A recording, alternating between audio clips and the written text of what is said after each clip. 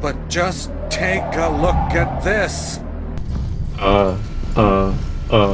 This is, Daymare, and, I'm Jeff Goldblum, and this is a video game that it's about me, because it doesn't have any zombies in it. Now, eventually, you do plan to have dinosaurs on your dinosaur tour, right?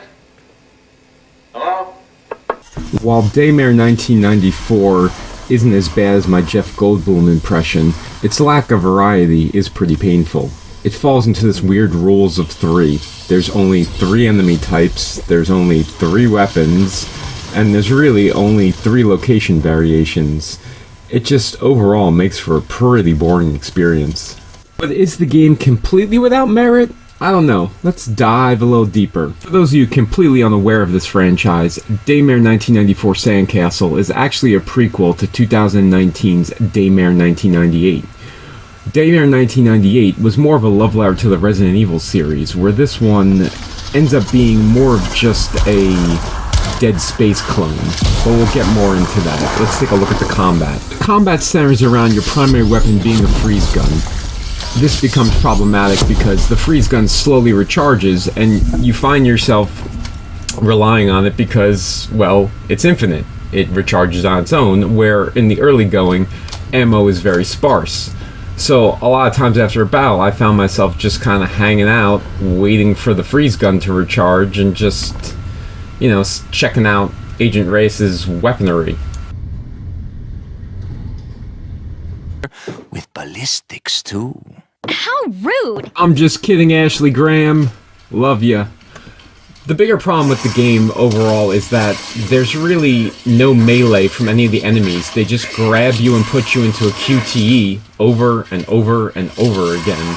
And that's 90% of the enemy's attacks, one of which is an insta-kill. I'll get more to that later. So the standard foot soldier zombie that you're going to see 1,000 times are separated into 2 varieties, red and blue. The red version means you need to use the cryo weapon to kill it, while the blue version can just be downed with normal ammo. I guess we couldn't even get the Mass Effect red explosions, blue explosions, and green explosions. That would just have been too much variety. However, we do get a little variety with this floating mosquito thingy.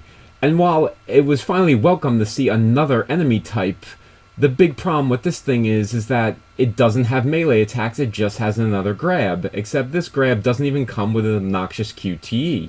It just comes with an insta-death. If it gets you, better jam that load screen because you're done.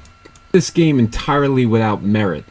I wouldn't say so. We do get some very cool environments. As Agent Reyes descends into the lab, in the middle of the earth she finds this residential area that looks very Resident something. What is this? While we may not get a full mention here, this is definitely one of the game's strongest areas, as where the rest of the game is just basically every single Umbrella Lab, post-apocalyptic steel hallway that we've seen in every last act of every Resident Evil game ever.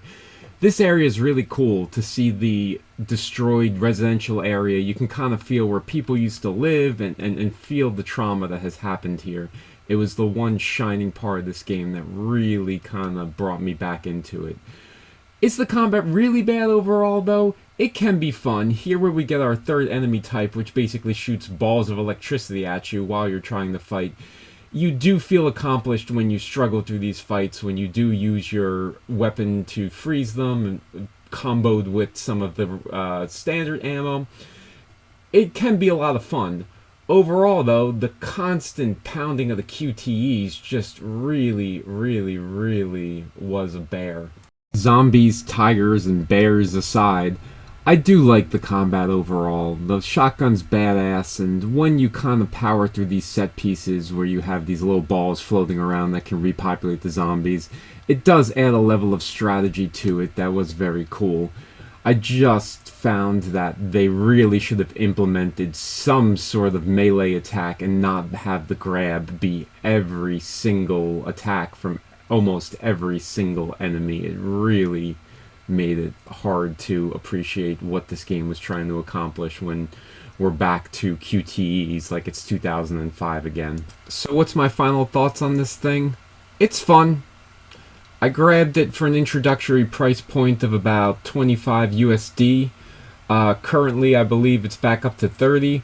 But considering the price point, I think that's a fair price. If you kind of look at this as a DLC, which maybe gets these developers some more cash in their pockets and maybe gets us a proper Daymare 2, I would, be happy that this kind of happened. I just want people going in with kind of tempered expectations because, like I said, there is a missing variety to it. Where the first game was very much a love letter to Resident Evil fans and Resident Evil games, this one looks more like it was just trying to become mainstream and do like a Callisto Protocol or Dead Space remake thing and kind of ride that wave. And when you leave an esoteric audience and try to just do mass market, follow the leader type stuff, you often end up looking a little bland, and I think that's what they did there.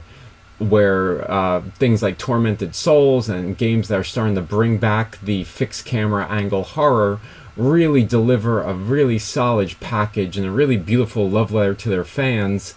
This game definitely was trying to pull in some mass audience fans, which I think makes for a blander project overall.